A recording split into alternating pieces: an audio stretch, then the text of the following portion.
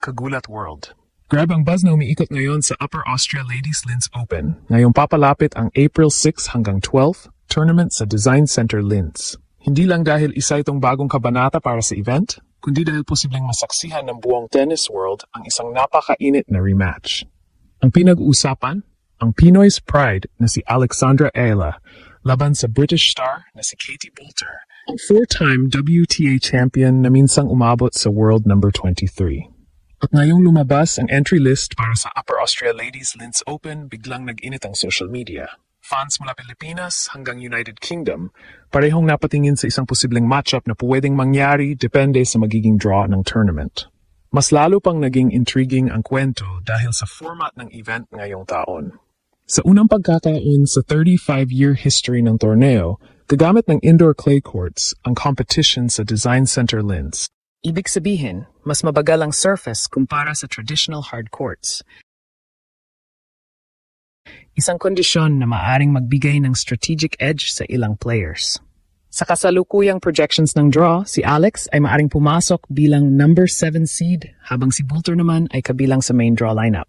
Kung magkataon, pwede silang magtagpo sa early rounds o kaya naman sa quarterfinals, isang scenario na agad nagpapataas ng anticipation sa fans at analysts. Hindi rin ito basta ordinaryong potential matchup. May kasaysayan na ang dalawa. Sa kanilang nag-iisang head-to-head meeting noong October 28, 2025 sa Prudential Hong Kong Tennis Open, si Alex ang lumabas na panalo matapos dominahin ang unang set 6-4 bago mag-retire si Boulter sa second set habang 2-1 ang score. Kahit natapos ang laban dahil sa injury retirement, malinaw sa takbo ng match na kontrolado ni Alex ang momentum. Maaga siyang nakakuha ng break, pinilit ang mahabang rallies, at tuloy-tuloy ang pressure hanggang sa hindi na makapagpatuloy ang British player. Dahil dito, hawak ngayon ni Alex ang 1-0 advantage sa kanilang head-to-head record.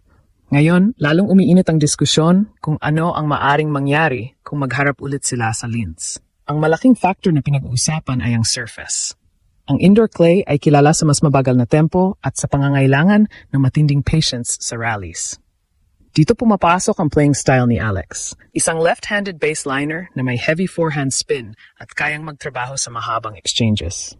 Sa kabilang banda, si Boulter ay mas kilala sa kanyang flat-hitting game at sa mabilis na pagkuha ng puntos gamit ang malakas na serve, isang style na mas epektibo sa fast hard courts. Bukod sa surface dynamics, pinag-usapan din ang momentum ng dalawang players. Si Alex ay patuloy na tumataas ang trajectory matapos ang kanyang breakout run sa Miami Open kung saan umabot siya sa round of 16 at nakakuha ng matitinding panalo laban sa mga elite opponents. Samantala, si Boulter ay patuloy pa ring lumalaban sa WTA Tour, ngunit nasa bandang number 60 range sa rankings at nagkaroon ng ilang inconsistent results sa nakaraang mga buwan.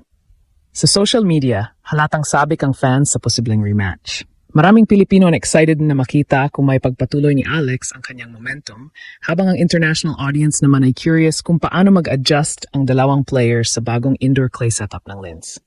Para sa maraming observers, ito ang uri ng laban na maaring magbigay ng malinaw na signal kung gaano kalayo pa ang mararating ng batang Filipina sa clay season. Habang hinihintay pa ang opisyal na draw, isang bagay ang sigurado. Kung magtagpo nga sina Alex at Katie Boulter sa Linz, magiging isa itong laban na puno ng storyline, pressure at matinding excitement. Isang rematch na kayang magpagalaw sa buong tennis community. At para sa mga Pinoy fans, ito na naman ang pagkakataon para ipakita ang buong suporta sa bagong mukha ng Philippine tennis sa international stage. Hindi ito basta simpleng first-round buzz.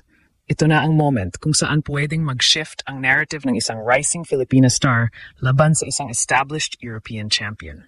Sa darating na Upper Austria Ladies Linz Open, may nabuwang storyline na hindi lang tungkol sa panalo o talo, kundi tungkol sa control, adjustment, at kung sino ang tunay na handa sa bagong battlefield na indoor clay. At sa gitna ng usapan na yan, nandiyan sina Alex at Katie Boulter. Dalawang magkaibang estilo, magkaibang momentum, at magkaibang direksyon ang tatahakin. Kung titignan mo ang dynamics ng laban, hindi lang ito simpleng rematch. Isa itong tactical chess match na pwedeng mag-decide kung sino ang mas adaptable sa evolving conditions ng modern tennis. Si Alex, bilang isang lefty, ay may natural advantage sa angles at spin variation. Sa clay, lalo na indoor setup kung saan controlled ang environment, ang ganitong klase ng laro ay nagiging mas lethal. Hindi ito tungkol sa bilis ng puntos. Ito ay tungkol sa pagwasak ng rhythm ng kalaban. At dito papasok ang posibilidad na ma-frustrate si Bolter kung hindi niya agad ma-establish ang kanyang tempo. Sa kabilang banda, si Bolter ay hindi basta-basta kalaban.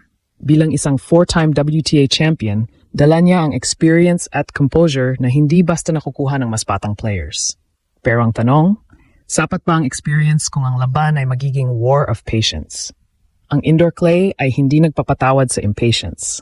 Kailangan dito ang discipline, point construction, at emotional control. Kung mapipilit si Bolter na maglaro sa outside comfort zone niya, posibleng doon magsimulang mag-crack ang kanyang game. May isa pang subtle pero critical layer dito, ang adaptability under pressure. Si Alex ay unti-unti nang nagpapakita na kaya niyang mag-adjust mid-match, lalo na laban sa mas experienced opponents. Ang kanyang shot selection, court awareness, at teaming ay patuloy na nag-i-improve. Sa ganitong setup, bawat rally ay parang mini-battle at kung sino ang mas consistent sa decision-making, siya ang magkokontrol ng laban. Habang papalapit ang tournament sa Design Center Linz, lalong nagiging malinaw na hindi ito magiging ordinaryong matchup kung sakaling mangyari. Ito ay magiging test ng identity. Kung si Alex ba ay handa ng mag-take over bilang aggressor sa clay, o kung si Bolter ay makakahanap ng paraan para i-neutralize ang rising storm. Sa puntong ito, hindi na lang ito laban ng dalawang players. Ito ay banggaan ng sistema, estilo at mental toughness. At doon papasok ang tunay na tanong. Kapag nagsimula na ang laban at umabot sa crucial moments, sino ang may control sa chaos? Dahil sa ganitong klase ng matchup, hindi sapat ang talent. Ang mananalo ay yung kayang gawing weapon ng pressure. Kapag inilipat ang ganitong dynamics sa indoor clay ng Upper Austria Ladies Linz Open, posibleng maging mas mahalaga ang consistency at patience. Ang clay ay kilala sa pagpapahaba ng rallies at sa pagre-reward ng mga players na kayang mag-construct ng puntos ng maingat. Dito maaring pumasok ang natural strengths ni Alex, ang kanyang heavy lefty spin at ang kakayahang magdikta ng tempo mula sa baseline. Kapag gumana ang ganitong sistema, madalas napipilitan ang kalaban na mag-adjust sa angles at pace na hindi nila karaniwang hinaharap. Kung magiging maayos ang execution ni Alex, maraming analysts ang nagsasabing posible ang isang solid straight sets performance. Hindi ito dahil minamalit ang kakayahan ni Bolter, kundi dahil sa compatibility ng playing style ni Alex sa clay conditions. Kapag nakakuha siya ng momentum mula sa baseline at napilitan si Bolter na maghabol sa rallies, maaring mabilis mag-shift ang control ng laban. Sa huli, ang posibleng matchup na ito sa Linz ay hindi lamang simpleng rematch. Isa itong pagkakataon upang makita kung sino ang mas handa sa tactical demands ng clay. At para sa mga fans na naghihintay ng draw, malinaw ang excitement. Kung mangyari ang laban, ito ay magiging isa sa mga pinaka-intriguing storylines ng tournament.